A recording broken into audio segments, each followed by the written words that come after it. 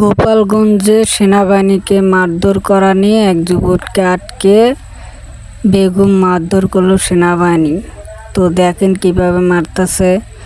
আর সেনাবাহিনী খুব রেগে আছেন, কারণ সেনাবাহিনীর ভাইয়েরা মারা গেছেন। তো দেখেন কিভাবে মারতেছে সেনাবাহিনীরা। তো ছেলেটা খুব কান্না করতেছে, তবু মানতেছে না। তো আপনারা তো দেখতে পারতেছেন, আর ভিডিওটি সবার কাছে শেয়ার করে দেন। আর সেনাবাহিনী বলেছে যে গোপালগঞ্জে আন্দোলন করেছেন তাদেরকে ধরে ধরে এইভাবে মারধর করা হবে।